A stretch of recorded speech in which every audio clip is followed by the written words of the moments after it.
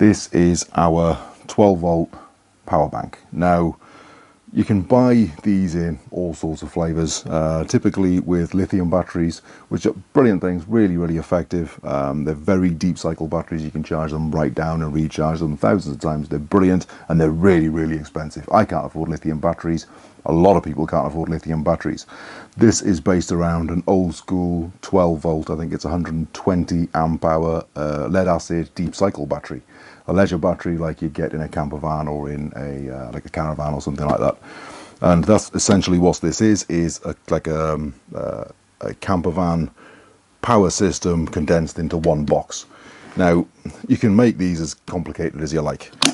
This one here has been built specifically for charging USB devices and for keeping the lights on. It's made into a really good quality marine ply box. When you buy commercial grade power banks like this, they're always put in plastic boxes because they look shiny and fancy and new, and it's covered in all sorts of fancy switches. But every single knock that you get to that risks breaking the case. No matter how good it is, it's still a plastic case. This is marine ply. This I can put in the back of the van. I can treat it very badly for many years and it'll just keep going. It's, you know, a very strong box. In terms of power, it's not as effective as a lithium battery. This has got a 120 amp hour battery in it. I wouldn't want to run this down. You can run it down to about 50% many hundreds of times and get away with it, and you're still talking about an 80% battery capacity at the end of that. You know, it's still got a semi-usable battery. If you run it down to 75-80%, you get many more cycles with it. The lower down that you run a deep cycle battery of any type, the shorter its lifespan. But in particular, lead acid batteries, you shouldn't really run them ever below 50%, and I don't really like taking them that low. So in terms of power capacity, the phone chargers that you get that have got, you know, 3-4 charges for your mobile phone and so on, they're brilliant, they're fantastic, and a lot cheaper than putting together something like this would be. But with something like that, you're fairly limited. This is a fairly universal voltage. These 12 volt batteries, they're good in vehicles, they're good in campers, they're good for any sort of off-grid lighting you want to put on. Typically, you're going to be dealing with 12 volt. Its initial use is for taking away in the van, for running things like electronics, and for for running 12 volt lighting. So we got things like fairy lights and things like that we run off this, as well as a little bit of task lighting and so on in the van. It uses virtually no power at all, but I don't want to run that from the van engine battery, so I run it from this instead. And then when I come home, I bring it in and I charge it up. But of course, at the moment, with talk of power cuts and so on, the ability to have lighting and electronics that you can just bring into your house and charge everything up is brilliant. Now, I'm not going to run my TV and my freezers and so on off this, but I can keep the lights on, and I can keep communications on with terms of phones and things like that. And if I really wanted to get fancy about it, I could take my mobile phone, I could hook it up as a hotspot, and I could use something like a tablet and connect it up to that, and we could actually, you know, stream video for a limited period. I probably wouldn't, because I'd want to reserve that power for keeping the lights on for longer in case the power cut is, goes on for an extended period. But that capacity does exist. That, you know, if we're only going to be off for a few hours, we could really live the high life and just blow through the power. But I'd be more cautious than that. The real advantage of something like this and building it yourself is, well, there's two. First off is purely financial. If you price up a lithium-based power bank, you're talking, I mean, hundreds and hundreds of pounds if you want anything that's going to have anything, you know, with a decent capacity to it that's going to keep your life still lit up. So, as I say, the cost is the biggest one, but also, if you're paying for something like that, it's going to have all sorts of bells and whistles in it, including they'll have an inverter built into it, so you can run, you know, mains-powered things like your microwave or your TV or whatever for a limited period. Absolutely brilliant. But I could just get one of those and just, you know, bolt it onto the outside of this very easily. But I haven't got to pay for that unless I'm going to use it, you know, so I've got the modularity. Also, similarly, if a component goes bad on something like that, you've got the limited use of something that was really expensive, and you just, you know, like if the inverter goes, you know, that's a problem. With something like this, and my inverter goes, I can just put another inverter onto it. I don't plan on running inverter off this. It's not really what it's for. I'd want a bigger system if I was going to do that, but the capacity is there. And again, with it being 12 volt and it being a sort of universal voltage for, 12 volt DC is the universal voltage for everything from any sort of battery really you're going to have in your house is mostly going to be, running to 12 volt. You're going to have solar panels and charge controllers, and all of those things are perfectly happy running at 12 volt. There's a lot of variability in there, but just about everything is happy with 12 volt, including, as I say, vehicle electrics and so on. So I could use this to jumpstart my vehicle if I wanted to. I could also take this out and I could power this, recharge this from my vehicle if I wanted to. Not ideal. Really, with a battery like this, the better quality charger you've got for it, the better. I've gone for a really high quality one.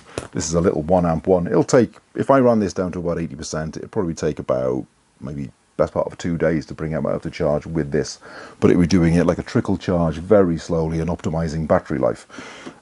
If it runs lower than that, it'll bring up to 80% really fast, and then it'll trickle up the rest of it. And that's true of any battery. The last 20% is really, really slow.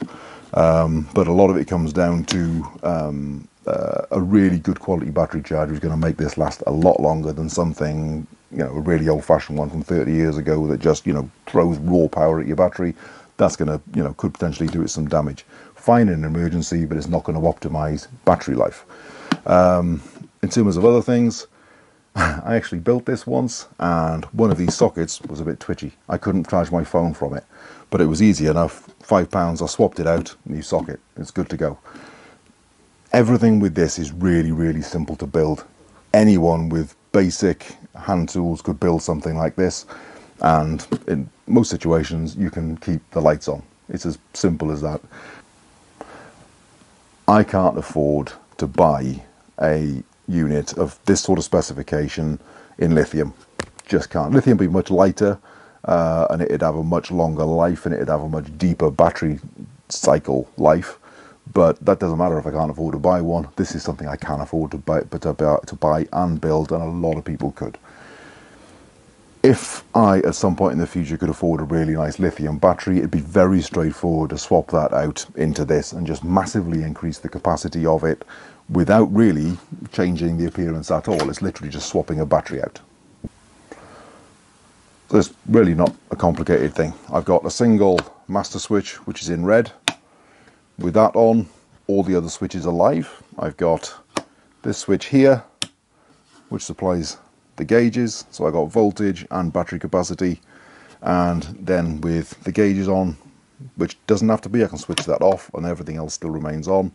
And then I've got individual circuits for running electronics. I can use this for charging my phone, and I can use it for anything USB. I could easily have other add-ons to this, of course, make it exactly what you want, but this is what my main use is. So basically I've got the means of keeping the lights on, and I've got the means of electronics and entertainment and so on for a fraction of the cost of a lithium battery pack. So this is how we made this. The first thing I did was build a good plywood box. Now this is marine ply. It's a bit I had left over from another project that was, quite narrow, so it wasn't good for a great deal. So it was perfect for this. This is really strong. It can take, a lot of abuse. A lot of people make these things out of plastic boxes, and it can be done. It'll make it much lighter, especially if you haven't got the tools or the capacity to build a box. But yeah, I like the fact that the handles are integrated into it, good and strong. Anything that was screwed or bolted in is always got the capacity to come away, especially with this being a lead acid battery. It's going to be really heavy. So yeah, it's a really easy, simple construction. It's been plenty of wood screws, and it's also had Gorilla Glue, which is incredibly strong stuff, so it's absolutely not going anywhere. This, it's bomb proof. The battery fits inside it with just a tiny little bit of a gap on all the sides. Don't want to tip it, it's a lead acid battery, so that don't have any trouble getting it in and out, but it's not going to slide, it's not going to slop at all anywhere. And then for the lid, it's a simple plywood construction. I'm going to cut these little strips down just because they'll locate when it's the other way up. They'll locate just inside the lip there, so I can't go sideways this way because obviously the handles are on. So with that in place, it's a good snug fit. know, it can't move anywhere, it's not going to go anywhere because it's got these bits located underneath it. I've also got this piece here. That's so that I got something to bolt the fuse board onto, just for a bit of a safety feature. And then I've cut holes in it just for the hardware that I need to fit. So these are the actual power ports themselves, and these smaller holes, they're for switches that I need to fit. Then I've got a voltmeter to fit in here, a little gauge, and I've got another one that's a battery capacity meter. Now, I had this ages ago for a different project that I ended up not using it for, so I'm fitting it to this just because I've got it. It's a bit of a weird gadget, you'll see when I come to that bit. So I've had to cut this little surround just to support it, because it's very difficult to surface mount. And then I've had to carve all these little weird little bits into the back just for recesses, for, you know, bits of the prongs and the chips and so on sticking out the back of it. So that's just going to be siliconed on there, really simple. But so that's all completely done. You can see that's a really nice fit. So when it's all in, nothing's going to go anywhere. It'll be nice and solid. So before anything else, I'm just going to give everything a coat of varnish.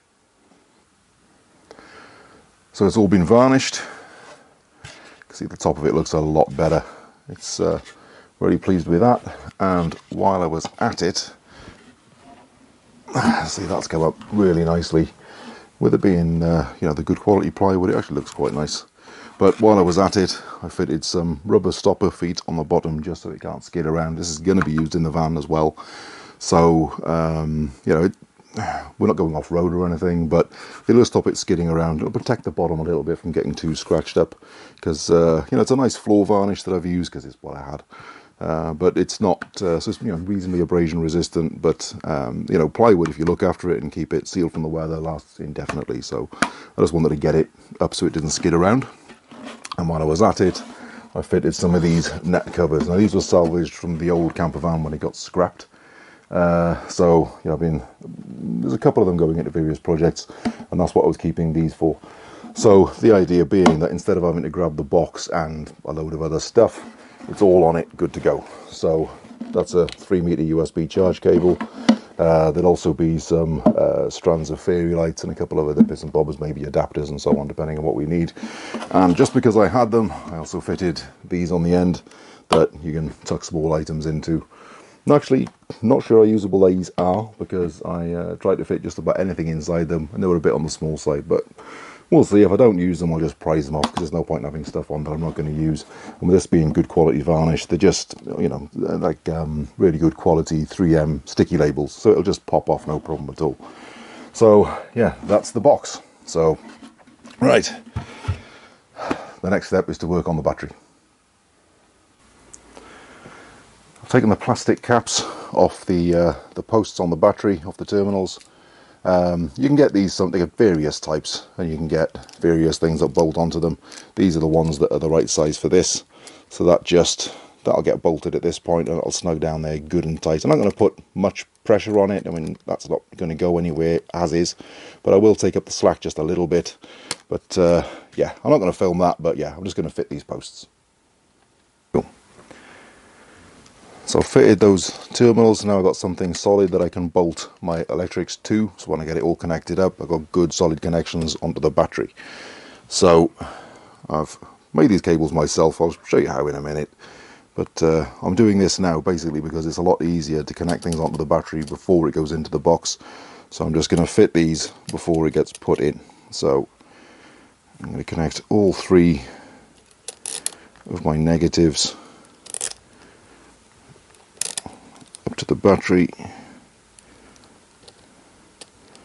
and then these are really nice little lock nuts, so they're never going to come undone. Oh, wrong way. Once they're snugged down, they're not going anywhere. So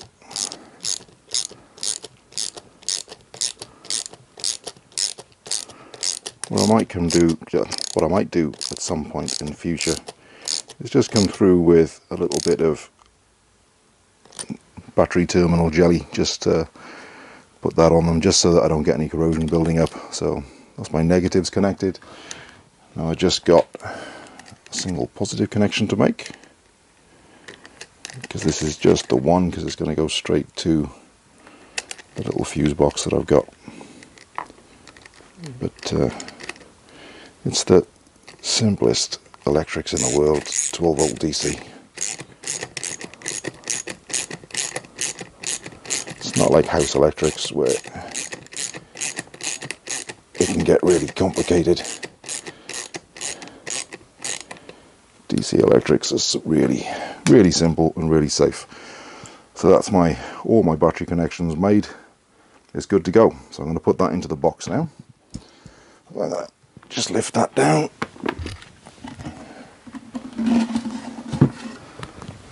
And then make sure that all my cables are clear so they're not getting trapped underneath. Fold them down. And that's that part of the job done. Now all I've got to do is assemble the board with all the connectors and just connect it all together. So with the box done, now it's to work on the control face where all of the stuff that we actually use goes. It's 12 volt electrics, it's really simple, but there is a fair amount of power in a 12 volt battery that size, so we're going to run every circuit through a little fuse box. We could just connect things straight up to it. A lot of peripherals just have got little crocodile clips to connect straight up to the battery. I want this to be a bit better than that, so we're going to be, for safety's sake, we're going to run things through a little fuse box. So I'm just going to screw that straight onto the board underneath. So I need to take the cover off this. Now these things aren't expensive. This one just is the positive, so all the positive cables, the positive feed from the battery connects to this, and then this feeds out individually fused circuits to each individual device, to each individual circuit.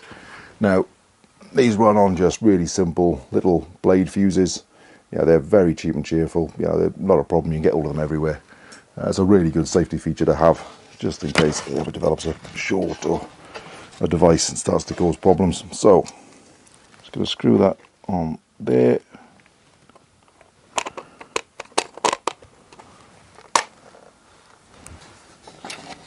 So just screwdriver, right.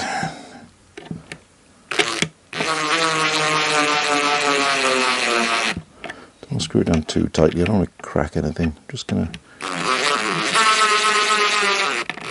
hold it firmly in place. Just going to straighten that up a little bit.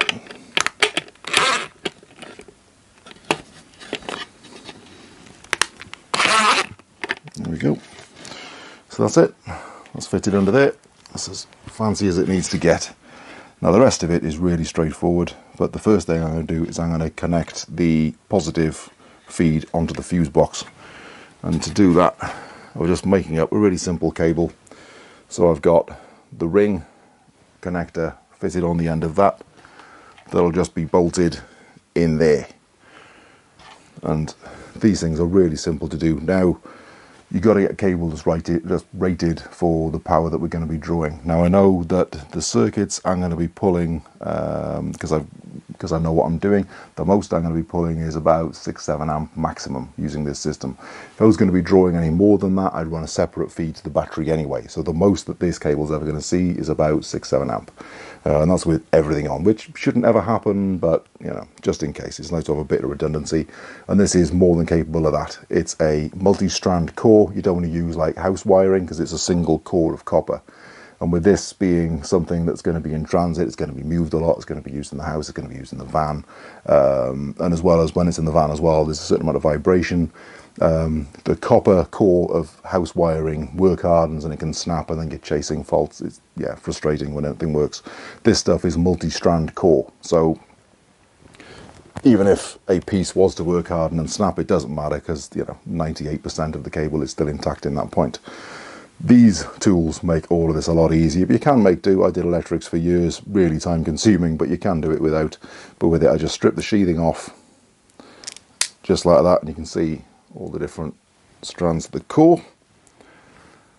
So it's going to give that a little tiny twist, and every socket that I've got has come with a little baggie with the bits and pieces that it needs, including the little spade connectors. So I'm going to get that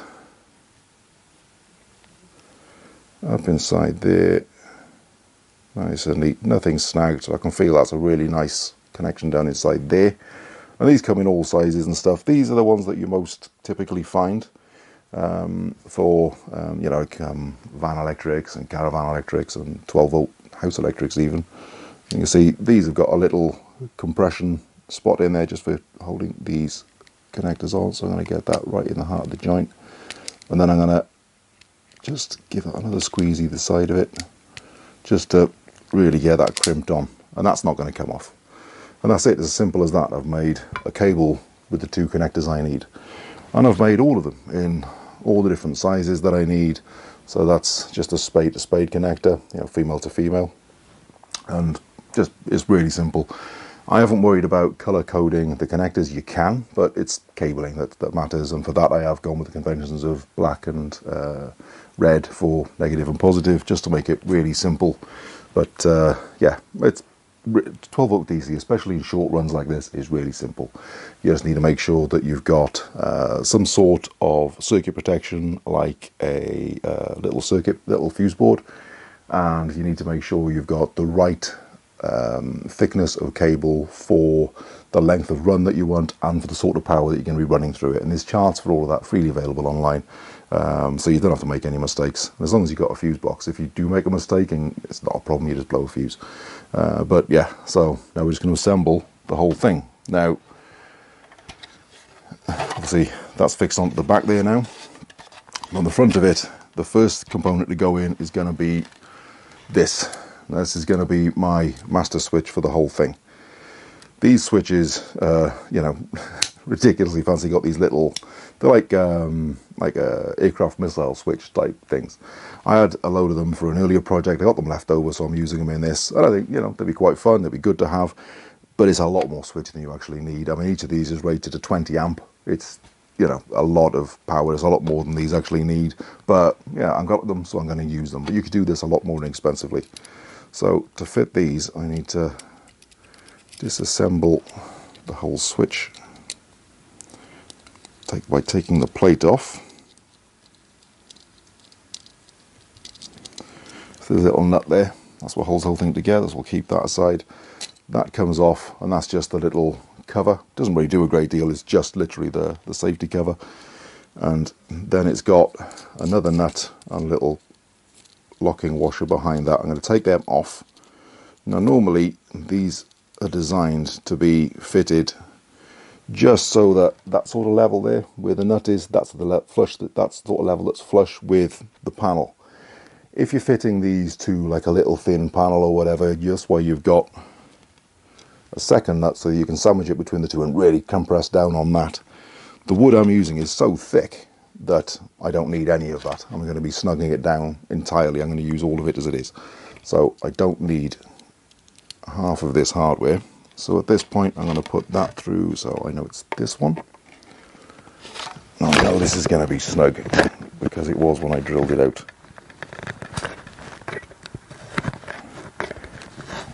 I like to pretend that it's because I got a really good quality drill bit. It was the right size, and I reamed it out so it would be a good snug fit. No, I didn't quite have a drill bit that was big enough, so I drilled the hole, and I did the saw it in and out a bit just to open the hole up a little bit. Really bad practice, really bad for your drill, but I needed to build it and it was the only option I got.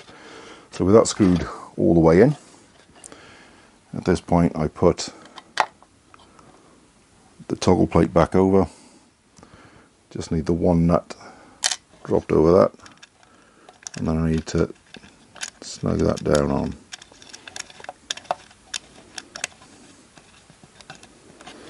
Now normally, of course, I'll be using a spanner for this, but there's actually a gap in my spanner set.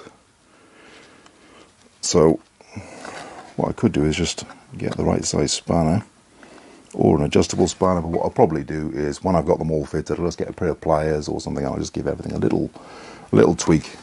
But already you can see that's on, that's off, and that's my master switch for the whole panel. You can see that's really neat. It's good and secure on the back there. That feels very positive, and pleased with that. So I'm going to do the same with the other two switches, but I'm also going to fit, right now I worked out which way around this goes, that way around. I worked out that that sticker goes on this side of it. I'm going to feed the cabling through, and this again, even before I varnished, was pretty snug, so here we go. Don't want to give it any more pushing in case it might break, but there we are. That's a good little bit. There we go. Whew. Yeah, I don't want to push it any more than that, but that's that in. Not perfectly square, but you know, I did this with the jigsaw in the front garden. You know, it's not going to be perfect. Then I've got this section here is for this panel to go in, but that'll need to be glued in place. So I'll do that last, but yeah, that'll look quite nice dropped in there. I've got the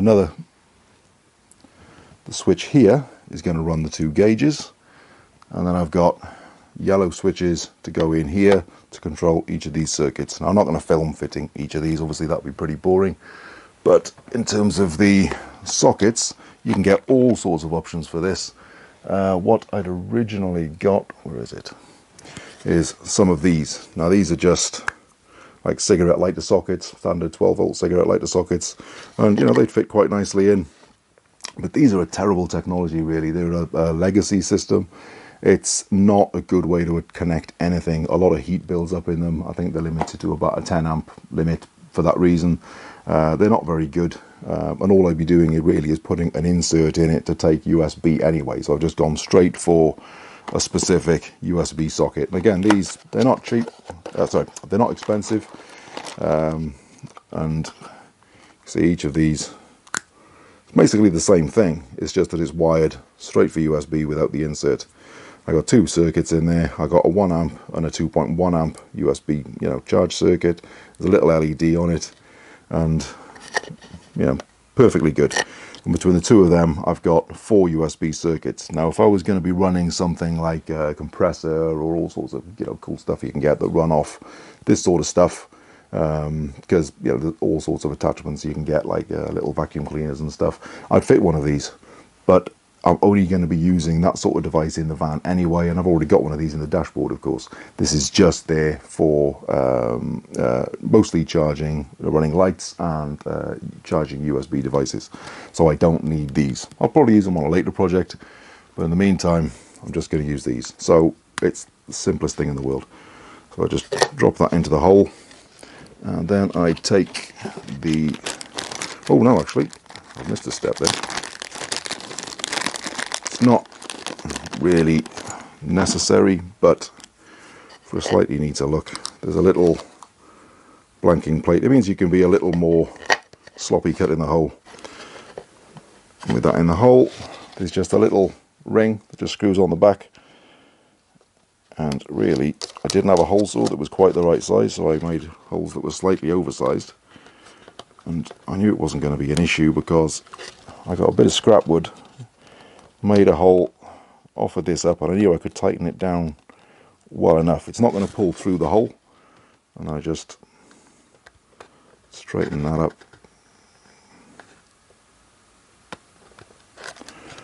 And here we are. That's an example of everything. So I'm going to fit the other one of them, I'll fit the other switches, and I'll come back and show you what it looks like. So that is the front face of the board assembled. The only thing I've got left to put on it is one of the battery meters still needs to be fitted, and as I said, it's a bit of a fiddly one, this. When I went to build this, I went on eBay and thought, there must be something that'll do the same job, and I couldn't find anything that was similar without spending a lot more money than I wanted to, so we just made do with this. It's not ideal, you know, anything you got to make your own surround, your own mount for is a bit of a fiddle, but I don't, come on, I know it's snug, but come on. Anyway, you get the idea. So that fits snugly down in there, but I don't want to do this more than once, so I'm going to pull that back out, and I'm going to give it a little dab of glue. Now, this is one of the various types of Sikaflex. They're automotive glue. It's what they use to stick down panels in camper van conversions and things like that. So just literally a little tiny dab like that is plenty. This isn't the fanciest spec one that they do, but it's plenty good enough for this. And then I'm going to carefully pop that down. And that's that. That is the front face done. So next job is the back of it. So I'm going to run the positive to the fuse box. So I want the fuse box feed to run through this red master switch. So the battery is going to be connected to the master switch as the positive feed, which is that terminal there, and this will then go from the feed there to the fuse box, so that when the switch goes on, it feeds the fuse box and all the circuits are live. So the first thing I need to do is just take this nut off.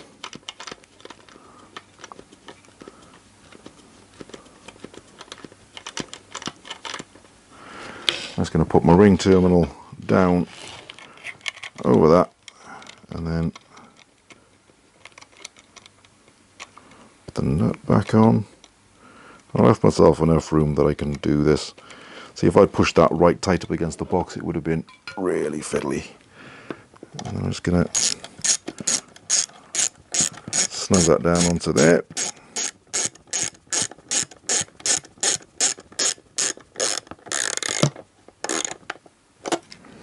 That's plenty there. And then that feed is going to go to the red switch. And which way is it again? So that's, look at this, all these are labelled. These are 20 amp switches, and you can see that they're labelled really clearly. So that goes to there, and literally that's as complicated as it gets. That's the most complicated connection that I've got. So with the feed to the fuse box, now I need to take the run from the fuses. So if I take circuit number 1, these are labelled, so I'm going to take circuit number 1 and I'm going to take the positive feed, really snug, but that's a good thing, the positive feed from there to this first circuit here to run that. So it's this switch that I'm looking at here, and oops, because this is the positive feed to that circuit, that just gets connected straight onto there. Simple as that. And then we do the same thing with circuit number 2. Hang on, yeah, these really are snug. I fitted one of them earlier just to see how it fitted before starting filming, and then I had to spend a few minutes with a screwdriver prying it off just so I could do it on camera. So, right, that's circuit 2 done. Now we need the positive, right, so that is now the positive, sorry, that's the positive feed to the switch itself. Now we need to put the load, the actual circuit, to the USB, so that'll go from that connection there to, and these should be labeled 2, there we are, positive. So that supplies to there, and we do the same thing on this one. So from the load to the positive, come on, there. And there we are, that is really as complicated as it gets. So we've got this circuit here, still spare. Now this is going to be for the gauges. So I'm going to gather the cabling from both of these gauges together here. Just took it out the way. I still need a positive feed to the switch, so I'm going to use that one here. So we're going to use circuit 3. I'm going to connect that, and the same as the others, we're going to connect that to the feed to the switch. So that's power gone as far as the switch. Now we need to run power from the switch to these gauges. So I'm going to take both of the positives. Now at this point, I'm going to strip a little bit back off this one because it's a little bit short, the exposed section there. So I'm just going to take a little bit more off that. There we are. See just how much easier these things make it. And I'm going to take the two positives and twist them together. Now you can get really good quality, fancy ways of doing this, but for the sort of power that this thing is going to draw, I'm really not going to worry about it.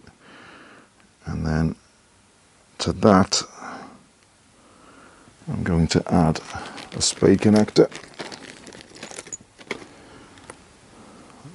So it's going to go on there. I want to be careful with this because this is really quite delicate wiring compared to the other stuff. So I'm going to hold that there really snug so I know that it's the right depth into the connector.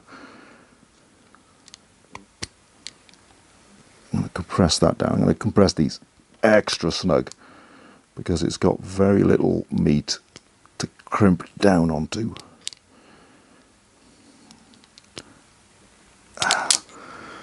So that's the positive, and then we're going to run that to the switch.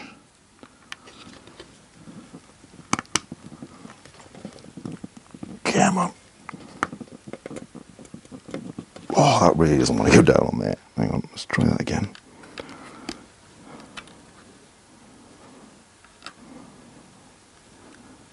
There we go, that's on. So that's all the positives done.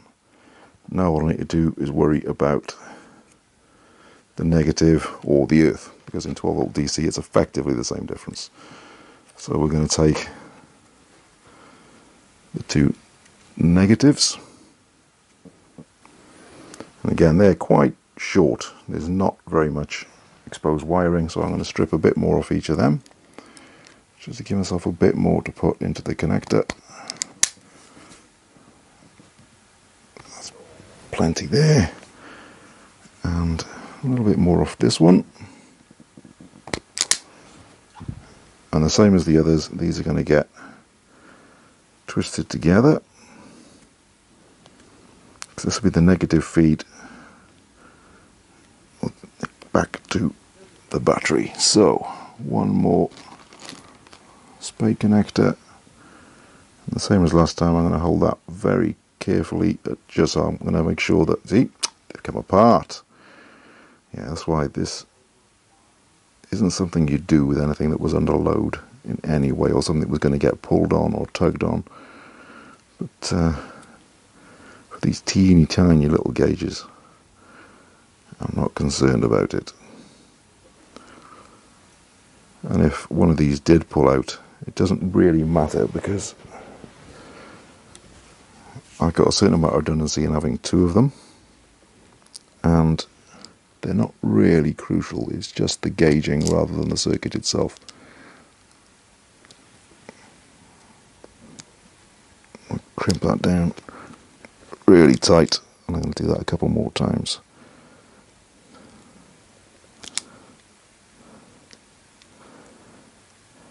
Well, it's overkill really, but there we go. So that's our negative connector to the gauges. So now, really, in terms of wiring, other than connecting that up to the battery, we're done. So other than this connecting up directly to the battery, which at this point is just the earths, the front face is good to go, all the wiring on the back is good to go, but it does still need fuses. Now, fuses being sized appropriately are important. I'm not too worried about the gauges because we're literally just talking a few LEDs, so I'm going to go for the smallest fuse I've got, which in this case is a 5 amp fuse. I'll swap that out with probably a half or 1 amp fuse in future, but there's just these gauges, they're not going to draw so much current they're going to start a fire, so I'm not overly concerned, but I will swap it out when I get a chance.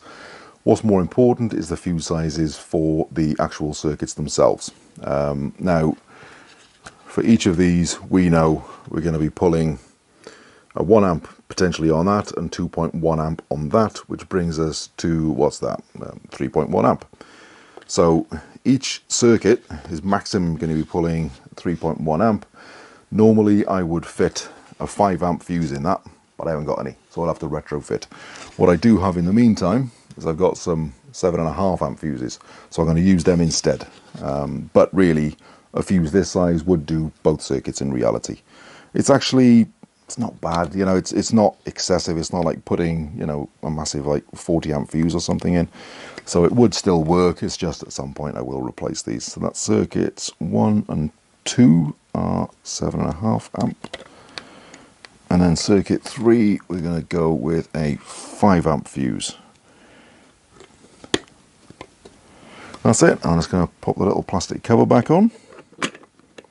Yeah, which, as it goes, that is in the way off. So I have to slide that off. Put the cover on. And then put that back on. And that's it. We're pretty good to go. This doesn't look too bad. So at this point, I'm going to connect it to the battery. So I know this is the orientation that I want the board. So I'm going to slide it off in this direction to maintain, so I know I can just put it straight back on like that. And from here, we need to take my positive feed, and that'll go to the master switch. Is that on there? Yeah, that's properly on there. And then I take my 3 negative returns. I connect one to each of the main circuits.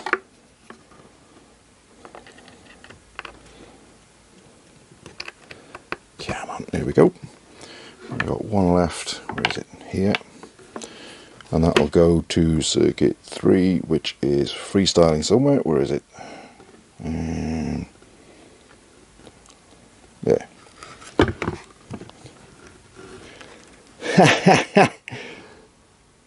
Okay, well there's a prime example. I've got a female to female. So, right, we're not going to refill. We're going to do this in real time just to show how simple it is. So I need to cut that connection off there. I need to cut that off there. Twist that up nicely. Now the only delay in this is actually going to be me finding a male spade connector. So we'll film it in real time still.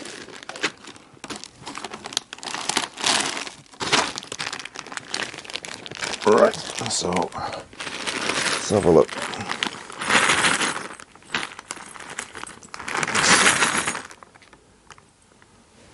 There we go, so that's the right size. Just offer it up to make sure. Yes, it is. So where's my blank cable? You can see this is actually, I've made a mistake and still correcting. Actually, I'll cut that off.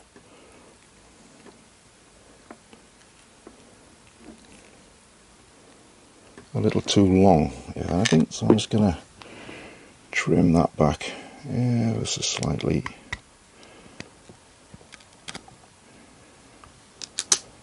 And then retwist.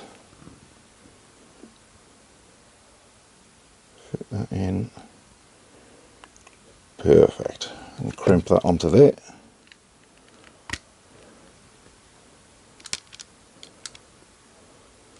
You can see how quick and easy that was, even with a mistake that, you know, could have slowed me up significantly. It was, what, a minute and a half maybe? And that's that connected up. So now we just make sure all the cabling fits nicely back in here, nothing's getting jammed or crushed. That's it, completed, built, finished. Now, without breaking the video, let's have a look. So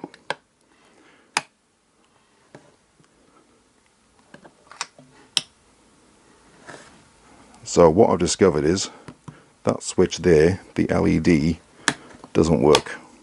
So I'll swap that out with another one, but that's okay. So yeah, with the master switch on, we can switch on the circuit, and again, that LED isn't working. That's really disappointing.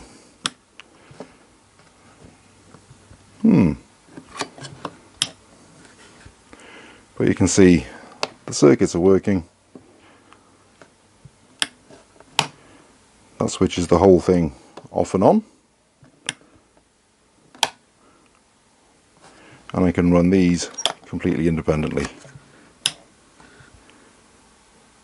Yeah, it's disappointing the LEDs aren't working. I'm not sure why not, but it doesn't really matter, and I suppose really it's just unnecessary power draw, and it does still all work perfectly. I'm not going to refilm and pretend that, and that's what I intended all along. It totally isn't what I intended all along, but really, in the grand scheme of things, I can live with that. So I've got my voltage readout. You can see that's at 97%, but this won't be kept on all of the time, so I can just shut that off. So I'm not having the power draw of running the lights, and also, you know, that could be, it doesn't do anything when it's just lit on. Beautiful. So that can be shut off most of the time, and then these give me my circuits for running lights or whatever I need. You can do all sorts with this. There we are. DIY power bank.